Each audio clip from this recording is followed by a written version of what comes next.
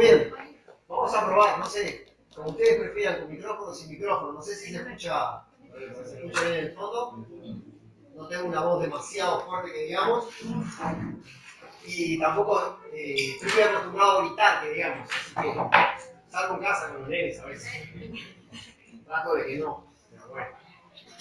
A veces, aunque uno no lo quiere, levanta un poco el tono de voz y después inmediatamente tiene que bajarlo, ¿no? A veces pedir perdón también. Pero bueno, cosas que pasan. La verdad es una bendición grande estar acá con ustedes. Qué lindo visitarles a partir de un acontecimiento que hay allá en Rocha. Entonces, creo que estuvieron viajando, tanto Peluche, no sé si la conocen como Peluche acá, como Anita, ¿no? Como Tavo, están allá en Rocha. Y bueno, creo que a Tavo le tocaba hoy predicar, así que bueno, hubo cambio, también salieron perdiendo. Pero bueno, estoy con mi familia, ahora, bueno, estaban, creo que se fueron. Están por ahí. Van a escuchar a parte de la familia desde aquí adelante y parte de ahí atrás, porque nuestra hija Constanza no tiene ningún problema en el habla, gracias a Dios, y goza de buena salud. Así que habla y habla y habla y habla. A veces uno trata de bajarle un poco los decibeles de su voz, pero bueno, no es tan fácil.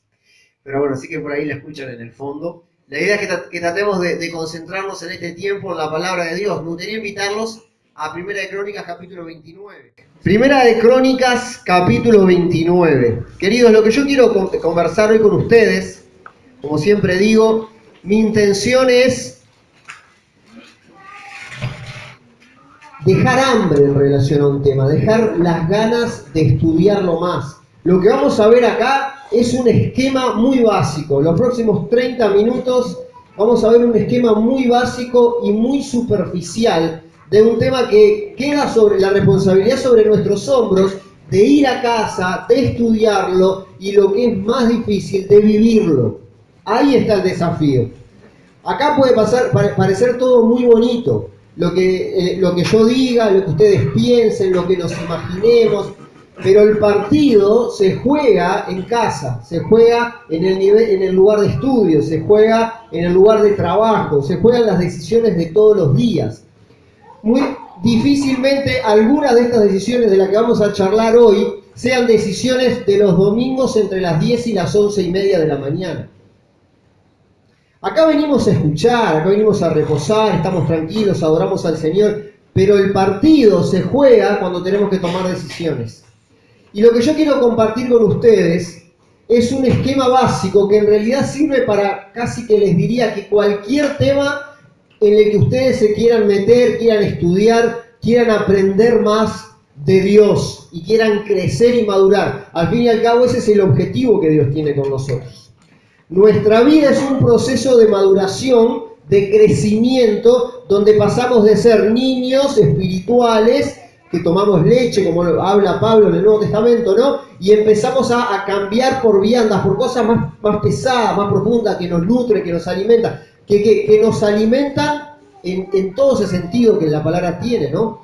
Y la vida es un proceso de pruebas que Dios pone en nuestra vida con el objetivo de ¿qué? De hacernos crecer en el conocimiento de Él, crecer en decisiones, crecer, madurar. Eso es la queja que Pablo tiene en el Nuevo Testamento con algunos hermanos, es que aunque había pasado mucho tiempo, ellos todavía eran inmaduros, eran como niños espirituales.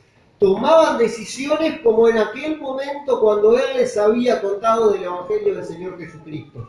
Entonces les dice, ustedes tienen que crecer, y eso es lo que Dios quiere de nosotros. Dice la palabra, dice el Nuevo Testamento, el Señor Jesucristo, cómo Dios nos puede dar responsabilidades sobre cosas espirituales importantes si en las humanas, en las naturales, en las injustas, en las sencillas, digamos, no le somos fieles. Esto es una especie de ir cumpliendo etapas de responsabilidad. Y a medida que vamos madurando, Dios puede poner en nuestras manos cosas más importantes. Ustedes ahí pueden cambiar la palabra cosas por ministerio, responsabilidad, bueno, mil cosas, ¿no? Pero qué lindo es ir viviendo esta formación, esta capacitación que Dios tiene en nuestra vida. En Primera de Crónicas, capítulo 29, se da uno de los acontecimientos, desde mi punto de vista, más lindo del Antiguo Testamento. En realidad el acontecimiento arranca ya por el capítulo 17, cuando David le dice a Dios, estoy parafraseando palabras de David, yo vivo en una casa de cedro hermosa, en un palacio terrible, re lindo, y tu arca está bajo cortinas, ¿no? Dicho de otra manera, no tenés una casa donde habitar, yo quiero hacerte una casa, Dios. Dios le dice, me encantan las intenciones que tenés, pero vos no vas a ser, ¿recuerdan el pasaje? Va a ser tu hijo Salomón. Yo sé que es un pasaje recontra conocido, y eso está buenísimo, porque ya tenemos una base, ya estamos nivelados. Tu hijo va a ser el que lo va a hacer. Salomón, yo lo voy a preparar, y ahí ustedes pueden leer 17, 18, cómo David toma esta decisión de Dios. Un ejemplo de madurez, ¿sí? Lo toma bien, genial, yo no lo voy a hacer. Y le prepara todo el terreno a Salomón de una forma espectacular. Ahí en el 26, 27, ustedes pueden ir leyendo cómo se organiza todo. David ofrenda con un corazón recontra generoso, ¿saben? Yo hice 2 estimaciones a diferentes valores. Esto que les voy a decir ahora sirve para poco. La verdad no es uno de esos conceptos profundos que va a cambiar nuestra vida, pero simplemente como un dato histórico, digamos. Si uno actualiza más o menos lo que David dio de su tesoro personal, del rey, para la construcción del templo, depende cómo uno tome los valores, más o menos llega entre unos 600, 800 mil dólares hasta $1,5 millones de dólares. Si uno actualiza lo que el rey David ofrendó para la construcción del templo, más o menos estamos en $1 millón y medio de dólares. Y fue tan tremendo lo que él dio que contagió al pueblo. Ustedes pueden leer ahí en los capítulos 22, 23, 24, 25, todo como es la organización, todo muy lindo. Cuando uno llega al capítulo 29, hay una pregunta ahí en el versículo 5, al final, que dice, ¿y quién quiere hacer hoy ofrenda voluntaria a Jehová? Y ahí el pueblo, miren lo que dice el versículo 7, y dieron para el servicio de la casa de Dios. Versículo 9, y se alegró el pueblo por haber contribuido voluntariamente, porque de todo corazón ofrecieron a Jehová voluntariamente. Precioso. Todo el pueblo de Dios ofrendando para la construcción del templo, materiales, todo lo que se necesitaba, y lo hacían como hay que hacer las cosas, como Dios quiere. A veces decimos, ¿no? Esa expresión la utilizamos mucho. Como Dios manda. Bueno, Dios manda que nosotros cuando damos algo lo hagamos con una sonrisa. Lo hagamos alegre, lo hagamos en forma voluntaria, que nadie nos esté obligando a nada. Así lo hizo el pueblo.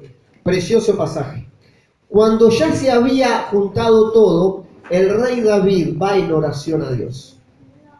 Y a mí me gustaría que nosotros en 6 puntos analizásemos esta oración de David.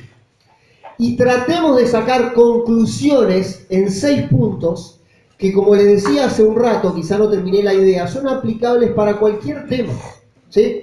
Primero que nada, vamos a ver, ¿quién es Dios? Cualquier cosa que vos quieras estudiar, lo primero que vos tenés que entender, que a la fuente, digamos, donde tenés que ir para arrancar, es quién es Dios, ¿sí? Después, ¿qué atribuciones tiene? ¿Qué puede hacer Dios en este tema? Tercero, identificar las cosas que Dios da, las cosas que proceden de Dios, ¿sí? Cuarto, saber quiénes somos nosotros, en qué lugar estamos, cómo somos vos y yo, cómo soy yo. Quinto, entender qué requisitos hay, qué me pide Dios en este tema. Y por último, pensar en cómo puedo yo delegar no. Lo que estoy hablando es de las nuevas generaciones, ¿sí? El mandato, ¿qué le dejo yo? ¿Qué contagio a los demás? ¿Qué transmito a los demás? ¿Cuál es el legado que les dejo? ¿Sí? ¿Qué estoy contándole a los demás, a los más chicos? 6 puntos. Miren, piensen en cualquier tema. No sé, voy a pensar en uno. El Evangelio, ¿está bien? Para ponerles un ejemplo. Vamos a pensar en el Evangelio. ¿Quién es Dios? Dios, Pablo le dice a Timoteo, le enseña que Dios es un Dios salvador, ¿Sí? Ya uno de los nombres del Antiguo Testamento de Dios hablan de esa cualidad de salvación, ¿no? Pero Dios es salvador. ¿Quién es Dios? Dios es salvador. Muy bien. ¿Qué nos da Dios? ¿Y cuáles son sus atribuciones? Bueno, atribuciones. Dios es amor. Dios es eterno. Dios es justo. Él no admite el pecado. Y ahí vamos hablando del Evangelio, ¿no? ¿Y qué nos da? Bueno, nos dio a Jesucristo. Y ahí uno puede seguir pensando, ¿sí? Cuarto, ¿quiénes somos nosotros? Pecadores que necesitamos esa salvación. Quinto, ¿qué requisitos nos pide? Bueno, es por medio de Jesús, es por medio de la sangre de Jesús. No tenemos que hacer nada. Él nos pide fidelidad, Él nos pide que lo hagamos, que lo confesemos con nuestros labios. ¿Entienden? Y las próximas generaciones, bueno, tenemos que contarle que, como decía Pablo, esto que yo te he dicho a vos buscá hombres fieles que también transmitírselo a las nuevas generaciones, el Evangelio. Cualquier tema que nosotros tomemos, lo podemos, utilizando estos 6 puntos, analizar y sacar una linda enseñanza para nuestra vida. A mí me gustaría hacerlo con la oración de David. Vamos, ahí al final del capítulo 29, en el versículo 10, dice así la palabra de Dios. Y asimismo se alegró mucho el rey David y bendijo a Jehová delante de toda la congregación. Y dijo David, y acá comienza la oración de David. ¿Está bien? 6 puntos en esta oración de David. Primer punto, ¿quién es Dios? Entender quién es Dios. Dice David, bendito seas tú, oh Jehová, Dios de Israel, nuestro Padre, desde el siglo y hasta el siglo. Lo primero que hace David es reconocer quién es Dios. Lo que hace es bendecir. ¿Qué? La palabra bendecir, porque a veces uno, si se lo pone a pensar, el que nos bendice es Dios. Entonces cuando uno mismo analizando el Padre Nuestro, ¿no? Bendecir el nombre de Dios. ¿Qué significa? Bueno, la palabra bendecir, sacándole, digamos, los pedacitos que tiene, porque está unida y forma una palabra, en realidad con varios conceptos, dicho de una manera resumida, es bien decir o bien hablar o decir cosas buenas de Dios. Cuando estamos diciendo queremos bendecir el nombre de Dios, no es que le vamos a dar algo bueno. No tenemos nada bueno para darle salvo algo que venga de Él, ¿no? Bendecir el nombre de Dios es, bueno, estoy entendiendo quién es, tengo muchas cosas buenas para tildar ahí y hablar bien de Él, de lo bueno que Él es conmigo. Después David le dice Padre, y este es un primer concepto muy importante. Una de las cosas más lindas de entender quién es Dios es entender que en su inmensidad, en su tamaño impresionante, en su poder, en su grandeza, Él se acercó de tal manera a una relación tan cercana, tan fuerte, tan íntima, como la relación de un padre con un hijo. Si nos cuesta entender a Dios como dónde está en la inmensidad, en el espacio, qué lugar ocupa, cuán grande, cuánto poder. Si nos cuesta entender a Dios de esa manera, que muy probablemente nos cueste por lo limitados que somos, vayamos a lo sencillo. El Señor Jesucristo les dijo, yo a ustedes le hablo en parábolas para que ustedes entiendan las cosas sencillas. A veces, queridos, nos complicamos tanto la vida intentando entender cosas tan difíciles de entender, cuando en realidad podría ser un tiempo tan provechoso ir a las cosas sencillas de Dios. Él es tu Padre. Y quizá algunos hoy puedan acá dar testimonio de una relación con un padre hermosa. Y capaz que otros tendríamos que decir, bueno, yo por ahí no tuve esa relación tan hermosa con un padre natural o humanamente hablando. Pero qué lindo es disfrutar esa relación con nuestro papá, que se presenta con algo tan sencillo, con una imagen tan... A mí me toca ser papá en este momento. Y un papá básicamente es alguien que se tiene que arrodillar, que se tiene que acercar, que tiene que enseñar, que tiene que abrazar. Son cosas sencillas, queridos. No nos vayamos a cosas difíciles que por ahí nos complican más la idea de quién es Dios. Dios es nuestro papá. Él quiere una relación con nosotros de cercanía, de verdad, de corazones abiertos, de decirle lo que sintamos. Sea bueno o mal. Dios no se va a sorprender por nada que vos le digas. Porque de hecho, si pensemos un poquito juntos, Él ya sabe lo que vos pensás. Entonces decíselo con libertad, porque si lo pensaste, Él ya lo sabe. Pero decírselo a Él te puede llevar a vos a disfrutar más la relación de padre. Porque cuando vos no te animás, cuando vos no hablás, cuando vos no querés, es porque no te estás animando a vivir esa relación con Dios, de padre e hijo. Ahora, cuando vos se lo dijiste, ahí como que te estás descansada, porque decís, estoy viendo a Dios como lo que es, mi Padre, y con Él puedo ser sincero, y con Él puedo abrir mi corazón, y a Él le puedo contar todas mis limitaciones y todas mis miserias, porque Él está ahí esperando a que yo se lo cuente para cambiar mi vida. Para eso Él envió a Jesús a esa cruz. Para que nosotros tengamos la libertad que Jesús nos regaló. Él vino a esta tierra para hacernos libres y verdaderamente libres y para que tengamos vida en abundancia. Y la vida en abundancia empieza por esto, conocer quién es Dios.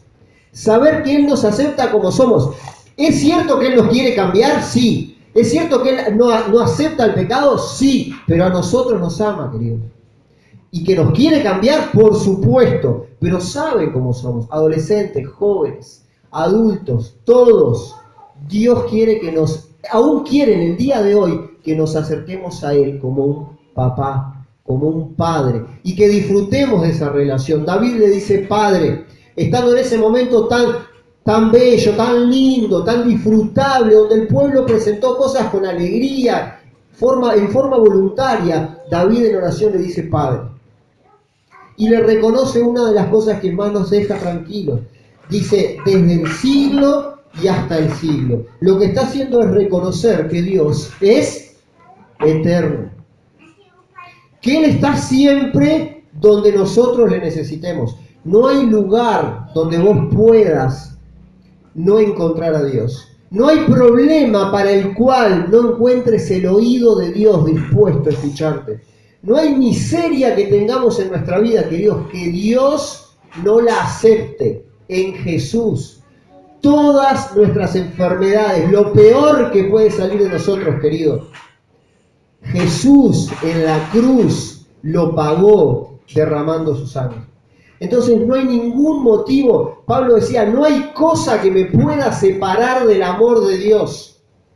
Qué lindo poder entenderlo y vivirlo. Por supuesto que nuestro objetivo no tiene que ser pecar, hacer cosas horribles, esto, lo otro, para acercarnos a Dios y que Él nos perdone. No, ese no es el objetivo. El objetivo es que Él, permítanme la expresión, llore lo menos posible por nosotros. Se ponga triste lo menos posible por un hijo que está cometiendo errores. Sí, por supuesto, porque nosotros en realidad lo que queremos hacer es devolverle a Él un agradecimiento con nuestras vidas en santidad.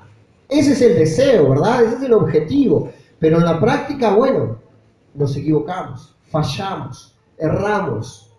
Pero ahí está David reconociendo quién es Dios. Querido, ¿qué tema puede estar en estudio en tu vida, inconcluso, donde vos decís, acá hay que mejorar? ¿Qué área, queridos, de nuestra vida puede estar? Lo primero que hay que hacer es ir a Dios. ¿Quién es Dios? Porque cuando nosotros entendemos quién es Dios, entendemos cómo nos puede ayudar, cómo nos puede sacar del lío en el que estamos, cómo nos puede tender la mano y qué de las cosas que Él hace nos pueden servir en este momento. Miren el segundo punto. Después de reconocer quién es Dios, lo que hace David es reconocer algunas, tiene muchísimas Dios, algunas de las atribuciones de Dios. Sigue esta oración en el versículo 11 y dice, tuya es, oh Jehová, la magnificencia, el poder, la gloria, la victoria, el honor, porque todas las cosas que están en los cielos y en la tierra son tuyas. Tuyo, oh Jehová, es el reino y tú eres excelso sobre todo. ¿Tenés un problema, querido? tenés algo que no te está cerrando, tenés una duda delante de Dios, tenés una pregunta para la cual aún Dios no ha dado una respuesta, conocer las atribuciones de Dios. David le dice a Dios, en primer lugar, tuyo, oh Jehová, es la magnificencia. Permítanme llevar esta palabra que por ahí no usamos, no tenemos en nuestro lenguaje de todos los días. Dios, tuya es la capacidad de hacer cosas inmensas, impresionantes, milagros.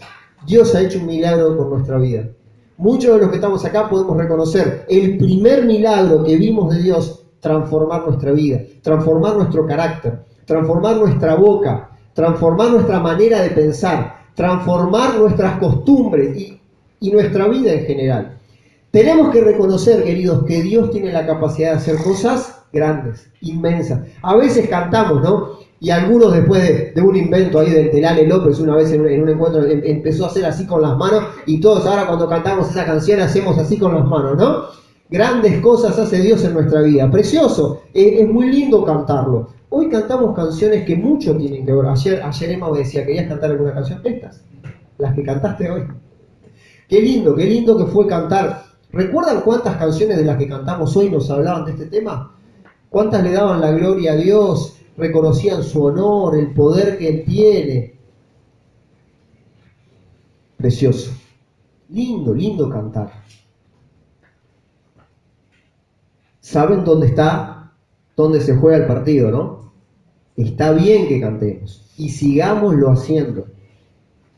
El tema es que el Señor venga y nos diga el miércoles de tarde cuando estamos haciendo algo que no se corresponde con lo que cantamos hace un rato. Ahí jugamos el partido, queridos. Precioso cantar, me encanta cantar. Me encantaría tener la voz de Emma para cantar. Me encantaría poder tocar la guitarra como la toca. No, estoy en el otro extremo. No importa, pero me gusta cantar.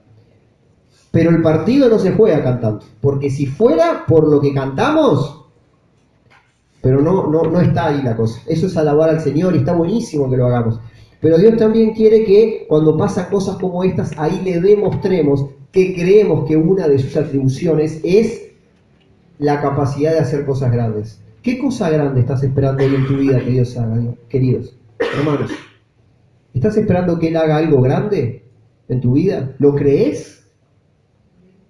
Eso es lo primero, creer que Dios tiene la capacidad de hacer cosas grandes. Además, Él tiene una atribución que es que toda la gloria es de Él. Y esto también es importante. Cualquier cosa que hagamos para Dios, queridos, tenemos que hacerlo entendiendo que Dios la gloria la quiere para Él. Y nosotros lo que tenemos que hacer es disfrutar de hacer eso. Qué lindo que es disfrutar servir al Señor. Qué lindo que es disfrutar ver a un niño aceptar a Cristo. Y cuando lo hacemos, la gloria es solo de Él.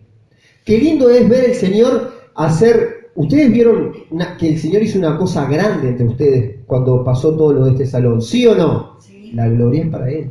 ¿Entienden lo que quiero decir? Una de las cosas que Dios no hace es compartir su gloria. Nos guste o no nos guste. ¿No nos gusta escucharlo? Perdón lo que voy a decir, lo lamento, pero es así. A mí tampoco a veces me gusta. Miren que yo tengo tanto orgullo como ustedes, queridos, pero es algo en lo que Dios tiene que trabajar. Él, su gloria, no la comparte. Él nos da todo para que nosotros disfrutemos. El Nuevo Testamento tiene un concepto claro. Dice, todas las cosas que Dios nos dio, nos las dio para que las disfrutemos. Eso lo dice el Nuevo Testamento. Es una enseñanza de Pablo. ¿Está bien? Pero la tenemos que disfrutar conscientes de que la gloria es de Dios. Tercero, la victoria, las victorias de Dios. Ahora, qué lindo es ver victorias en nuestra vida, ¿sí o no? ¿Saben quién lo dice? Lo dice el rey David. Imposible enumerar sus victorias. Yo sé que en muchos momentos metió la pata hasta el fondo. Yo sé que podemos decir cantidad de cosas de David. A nivel familiar, un desastre, una lástima, pero hizo grandes cosas para Dios. Y la cantidad de victorias que tuvo para Dios fue impresionante. Piensen en la primera historia nomás, la que le contamos a los niños, ¿no? ¿Cuál es? Goliat. ¡Qué victoria! ¿Quién es nuestro Goliat hoy en día? ¿A qué frente tenemos que apuntar para que se caiga ese Goliat. Eso, querido, lo define cada uno. Pero muy probablemente tengamos alrededor algún Goliat, algún gigante. Dios, entre las atribuciones que tiene, es que es un Dios de victoria. Él puede darte victoria, Él me puede dar victoria. Tenemos que conocerlo. Tenemos que dejar que se mueva en nosotros, querido. Que actúe en oración como hacía David. Reconocer que Él tiene la atribución de ser victorioso. El honor, y ahí seguimos, porque todas las cosas que están en los cielos y en la tierra son tuyas. Permítanme decirle esto, en mi opinión, queridos, este pasaje es el mejor pasaje de la Biblia que define mayordomía. Nosotros, la Escritura dice, Pablo nos enseña me gustaría leer un versículo con ustedes, ahora lo buscamos, Primera de Corintios, ahora lo buscamos, que nosotros somos administradores, estoy buscando en memoria el capítulo, ya lo voy a encontrar, que somos, y si alguno de ustedes me ayuda, lo encuentra, somos administradores de Dios, ¿sí? Y que las cosas que nosotros tenemos, la base de entender esto, querido, lo importante cuando Dios hace el milagro en nosotros es que todo es de Él. Eso es lo primero que tenemos que entender. Y este pasaje de primera de Crónicas, capítulo 29, es el pasaje donde David más claro deja el concepto de mayordomía. ¿Alguien lo encontró? Primera de Corintios 4, 1 y 2. Primera de Corintios 4, 1 y 2. Vamos a leerlo, después volvemos. Es el mismo concepto, dicho de otra manera, pero el concepto es este. Dice, así pues, téngannos los hombres por servidores de Cristo y administradores. Hay algunas versiones que ni siquiera hacen la salvedad.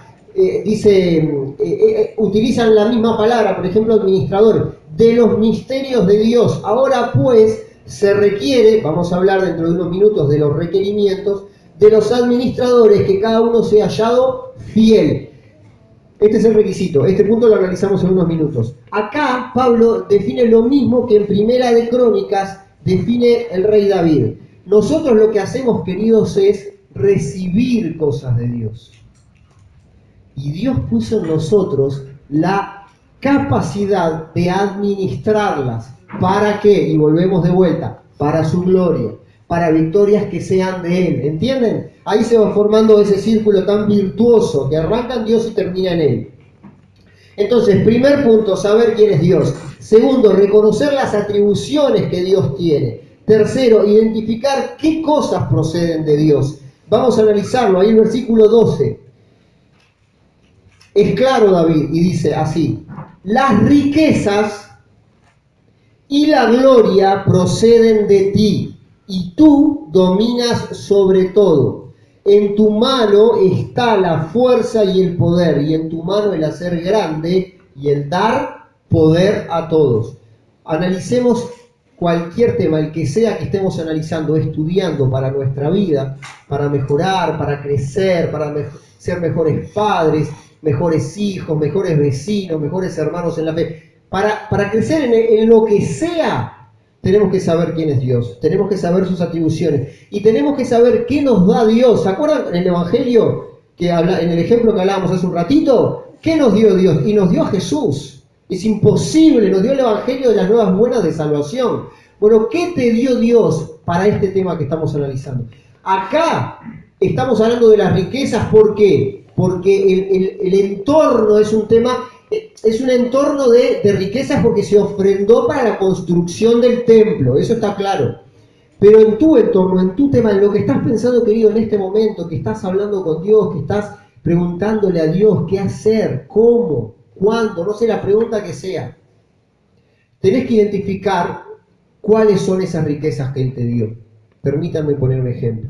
Aquellos adolescentes, jóvenes que están estudiando, que están decidiendo qué hacer para el Señor en el futuro. Importante reconocer las riquezas que Dios te dio.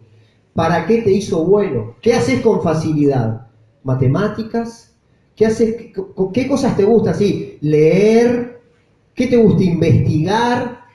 Lo que sea. Y esas son riquezas que Dios te dio. ¿Entienden? Yo quiero poner un ejemplo que nada tenga que ver ni con plata, ni con oro, ni con nada de esto.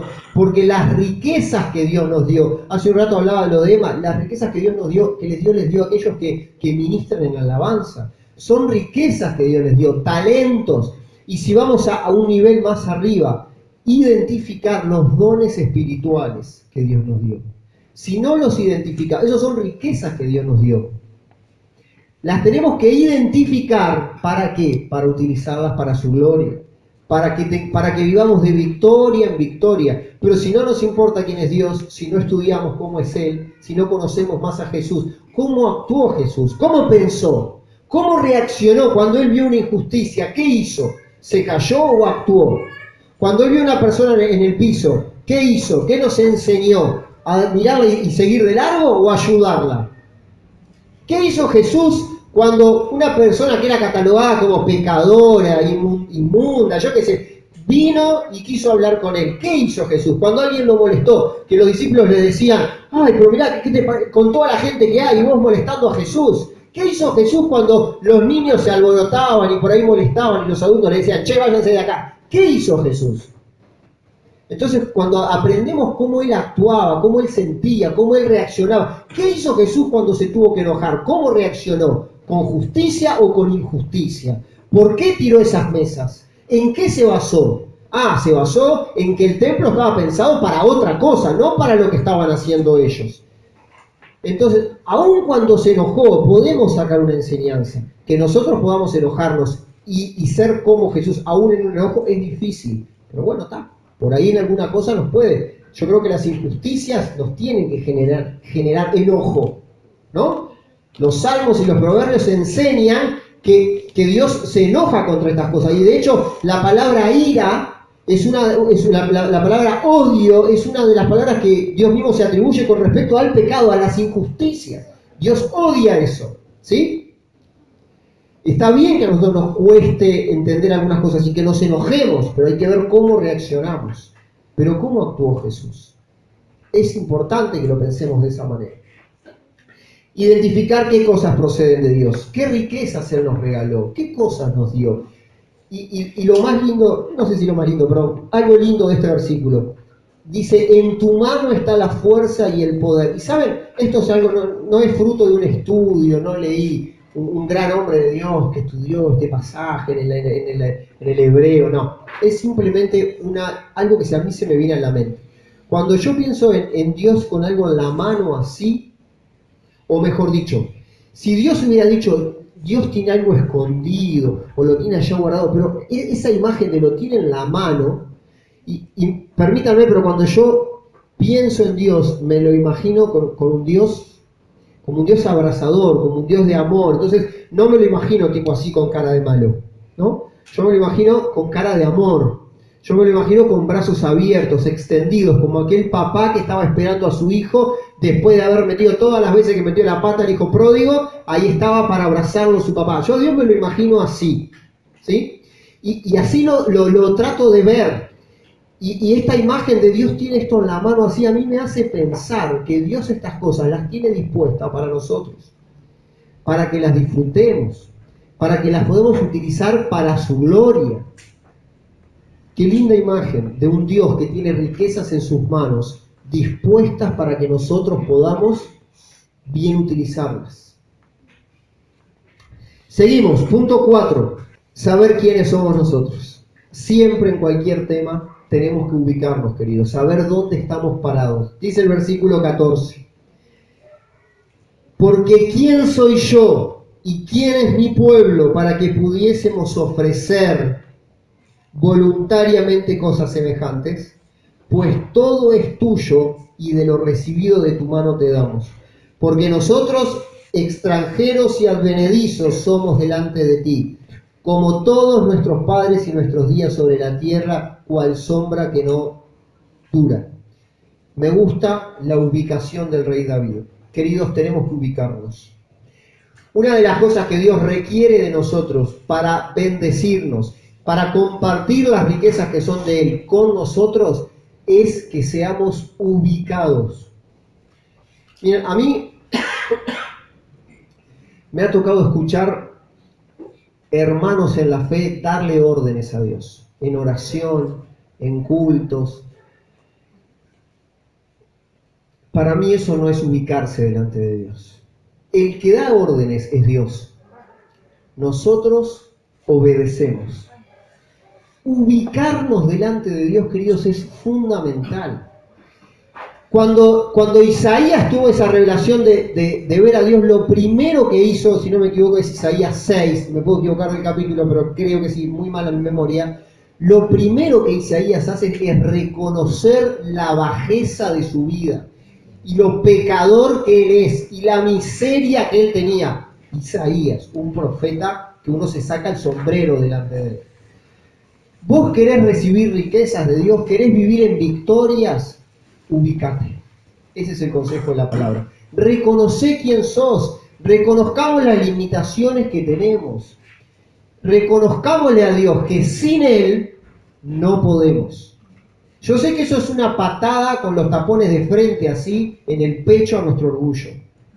Pero es lo que tenemos que hacer, querido. Si vos no te ubicás, si yo no me ubico delante de Dios, imposible que Él pueda hacer cosas grandes en nuestra vida. Queremos victorias a nivel personal, familiar, matrimonial, de iglesia, ubiquémonos, reconozcamos la grandeza de Dios y nuestras limitaciones, y Dios va a hacer grandes cosas con nosotros. Ya las está haciendo seguramente, pero tenemos que ubicarlo. David le dice a Dios, es como una especie de ironía, ¿no? Pero ¿quién somos nosotros para darte a vos algo que vos sos el dueño de todo? Estoy parafraseando las palabras de David. Está recontra ubicado.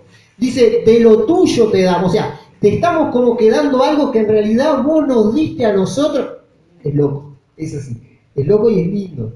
Es lindo. Porque cada vez que le damos algo de las riquezas que Dios nos dio, le estamos dando al dueño de todo algo. Es loco, ¿no? Medio loco. Pero así lo estableció Dios. Por eso somos administradores. Porque de lo tuyo te damos. Es excelente la definición que hace David en esta oración. De lo tuyo te damos. Qué lindo vivir esos momentos de darle a Dios. Lo que sea. No estoy hablando de la plata. Estoy hablando del tiempo. Estoy hablando de arrodillados en oración. Orar por los hermanos que están enfermos. Cualquier cosa, querido, que vos le puedas dar a Dios es un momento precioso. Hay que disfrutarlo. Esas son las cosas que Dios nos dio, oportunidades de darle cosas a Él. Qué lindo que Dios nos haya dado esta oportunidad. Y miren qué interesante, dice, porque nosotros, dice, somos extranjeros y advenedizos. A ver, pregunta, ¿cuántos de los que están acá, capaz que ya tienen la nacionalidad, no sé, pero no son uruguayos, no nacieron en Uruguay? Bueno, ¿qué? Está bien, tenés razón. Sí, totalmente. A ver, levanta la mano, por favor. 1, 2, 3, 4, 5, 6, 7, 8, 9. Oh, somos menos uruguayos que... A ver, ¿qué tenemos? Venezolanos seguro. Muy bien. Dios los bendiga. Por eso lo que me dicen que sí. ¿Qué más? ¿Cubano o no? ¿Venezolano? ¿Eh? Venezolano. Venezolano, ¿no? Perdón, no me acordaba. ¿O solo Venezuela o alguien más presente? ¿Solo Venezuela? ¿Uruguay, Venezuela? Argentina y España, ¿no? Acá Enrique. Muy bien. Bueno, esta ustedes lo van a entender. Cuando David le está diciendo esto, extranjero, a ver, vamos a entenderlo. ¿David era extranjero ahí donde estaba orando, en esa tierra, en Israel? No, él estaba hablando de otra cosa. Claramente le estaba hablando de otra cosa. Y advenedizo, ¿qué significa la palabra advenedizo? Dicho de una manera más del día a día, digamos. No natural, no nativo, que no nació ahí en ese lugar. Entonces, lo que David le está diciendo es, reconociendo que ellos en ese tiempo que estaban viviendo, era por un tiempo que estaban ahí nada más. Pero el concepto es más profundo todavía. Hay que pensar en el extranjero de ese momento, no en el extranjero de hoy, que las reglas de juego son distintas. Hoy por ejemplo, ¿no? Viene un extranjero, yo qué sé, no sé, viene un inglés con mucho dinero a Uruguay, ¿no? Entonces puede comprar lo que él quiera, propiedades, yates, no sé, autos, lo que quiera puede comprar. Pero un extranjero del tiempo de David no podía tener una casa, no podía adquirir un bien y decir, acá voy a establecer a mi familia. No se le permitía eso. Entonces nosotros tenemos que pensarlo de esa manera. David está diciendo que es extranjero porque él no se está apropiando, no tiene la cualidad, la capacidad de apropiarse de nada en esa tierra. Y así debe ser nuestro pensamiento. Cuando nosotros entendemos que Dios nos da riquezas hermosas, tenemos que saber que somos como un extranjero del tiempo del Antiguo Testamento. No deberíamos apropiarnos de nada. Más allá de que haya un título, que haga un escribano, sí, está todo bien, ahí dice que es mío, pero no es mío. ¿Entienden lo que quiero decir? Cuando uno entiende el concepto de mayordomía, una de las primeras cosas que entiende es el concepto de extranjero. Yo no me puedo apropiar de nada acá. Job lo dijo de otra manera. ¿Recuerdan cómo lo dijo Job? Frase célebre. ¿Cómo? Del polvo. Bueno, sí, está bien. Sin nada, ¿no? Así. Sin nada vine, y aunque Dios me haya dado la nave, de la misma manera me voy a ir delante de Él, sin apropiarme de nada. Y advenedizo, lo mismo, querido, nuestra nacionalidad, nuestro pasaporte espiritual no dice ni que somos de Uruguay, ni que somos de Venezuela, dice que somos del reino de Dios. Y ahí es donde vamos. Y ahí es donde tenemos que intentar pensar al tomar decisiones. Bueno, muy bien, vamos a ir rápido porque ya pasó el tiempo. ¿Quiénes somos nosotros? Ahí lo define en forma excelente David. Entender los requisitos. Miren el versículo 16. Oh Jehová Dios nuestro, toda esta abundancia que hemos preparado. Este es un requisito. Ellos no tocaron de oído ahí, no dijeron, vemos qué hacemos. Ellos prepararon sus ofrendas para Dios. La preparación requiere sentarse a pensar. Vos tenés un tema que está inconcluso, una duda, algo en lo que querés crecer, mejorar, sentate a pensar. Dedicale tiempo. No pienses que va a venir un día un ángel y te va a dar un par de cachetazos y te va a decir, che, dedicale tiempo. ¿Hay algo que no te cierra? ¿Hay algo que querés ser más maduro? ¿Hay algo que te duele porque no lo estás haciendo bien? Sentate, dedicale tiempo, prepáralo, dedicale tiempo y vas a ver cómo los resultados son diferentes. Esto tan lindo que pasó en el pueblo de Dios fue porque ellos prepararon esto, le dedicaron tiempo, pensaron qué se necesita. Y fue tan lindo por eso, entre otras cosas. Preparación es un requisito, cualquier cosa que hagamos para Dios en nuestra vida. Dice, hemos preparado para edificar casa a tu santo nombre, de tu mano es y todo es tuyo. Una vez más el concepto de mayordomía. Yo sé, Dios mío, que tú escudriñas los corazones. Otro requisito, cualquier cosa que hagamos para Dios, tenemos que ser conscientes que Él escudriña nuestros corazones. Y que la rectitud te agrada, otro requisito. Cualquier cosa tiene que estar impregnada de rectitud. Cualquier cosa que hagamos para Dios y que no tenga un concepto de rectitud. ¿Ustedes saben de dónde viene el concepto del Antiguo Testamento de rectitud? Viene por contraposición al concepto de la serpiente, ¿sí? El concepto del Antiguo Testamento para un hebreo, algo recto es algo bueno porque en realidad va en contra de esa imagen de la serpiente, de lo malo, del pecado. Ahí viene el concepto de rectitud en el Antiguo Testamento. En el hebreo, ese concepto rectitud, algo bueno, uno dice, ¿qué tiene de malo algo torcido? Bueno, no sé, depende. Si es una pared, depende. Seguramente torcida no sea algo bueno, pero entenderlo nos ayuda a entender muchas partes del Antiguo Testamento. Cuando Dios habla de algo recto, es porque en contraposición a la idea del hebreo, de aquello que pasó con Adán, con Eva, en el Edén, ahí está la idea de algo malo o algo bueno, ¿sí? Él busca que en nuestro corazón haya rectitud. Por eso, yo con rectitud en mi corazón, voluntariamente, otro requisito, nadie nos puede obligar a nada, queridos. Esto no es por obligación, es porque lo hacemos voluntariamente.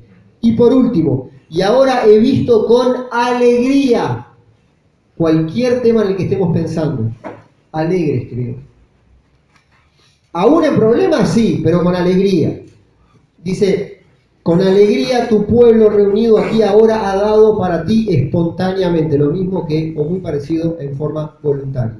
Y por último, contagiar a las nuevas generaciones. Versículo 18. Jehová, Dios de Abraham, de Isaac y de Israel, nuestros padres, conserva perpetuamente esta voluntad del corazón de tu pueblo y encamina su corazón a ti. Asimismo da a mi hijo Salomón corazón perfecto para que guarde tus mandamientos, tus testimonios y tus estatutos, y para que haga todas las cosas y te edifique la casa para la cual yo he hecho preparativos. ¿Vieron?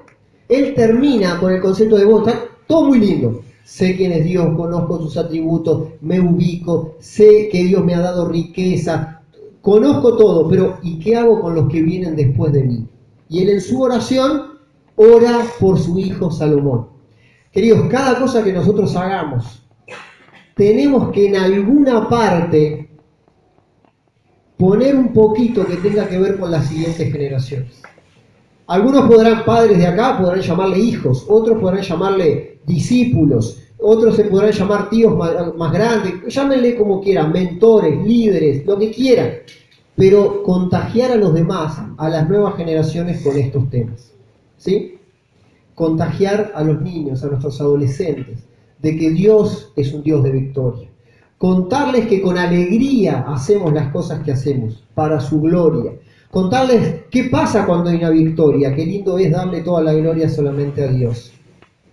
Todas estas cosas las tienen que vivir. Ellos van a mamar las cosas que nosotros les enseñemos. Nuestros rostros enseñan, queridos. La forma que tratamos a nuestros niños, a nuestros adolescentes, no sé qué actividades tienen acá, jóvenes, lo que sea. Hablarles de un Dios que tiene ganas de compartir sus riquezas con nosotros. Pero para eso, ¿qué necesita? Personas obedientes, ubicadas, y que tengan ganas de cuando vivan una victoria, darle la gloria solamente a Él. Ahí termina la oración de David. Me gustaría que oráramos nosotros ahora. Señor, qué lindo es poder con libertad en esta mañana estar juntos. Gracias por esta idea tan linda que tuviste de formar la iglesia. Fue brillante, te lo queremos reconocer, te lo queremos agradecer. Qué linda idea, Señor. Cuánto bien nos hace. Cuánta sonrisa nos genera pensar en esta familia de la fe que vos nos regalaste. Estamos en diferentes lugares, pero nos sentimos un solo pueblo, y eso es algo que te lo queremos reconocer a vos. Tu idea, Señor, realmente nos hace muy bien. Qué lindo en esta mañana, otra brillante idea que tuviste. La cena del Señor, reconocer, recordar, hacer memoria la sangre y el cuerpo del Señor Jesucristo. Te amamos, Señor, te lo queremos decir, te queremos reconocer todo lo bueno que has hecho por cada uno de nosotros. Y Señor, con oraciones delante de nosotros como esta de David, qué tremendo. Cuántos conceptos profundos, maduros, de una persona a la que tú le pusiste un corazón similar al tuyo. Qué lindo es hacer cosas y tener victorias y alegrarnos y darte la gloria solamente a vos. Señor, gracias por las victorias que has traído a nuestras vidas.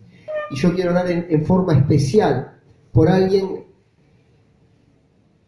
que por ahí hoy no se encuentra o no se define estando en victoria.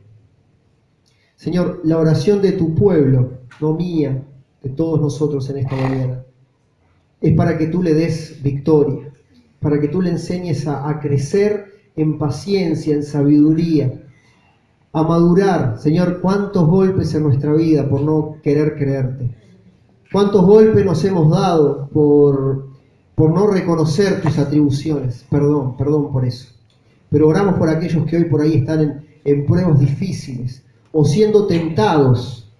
Señor, que tú les des todo lo necesario para salir victoriosos de esas pruebas.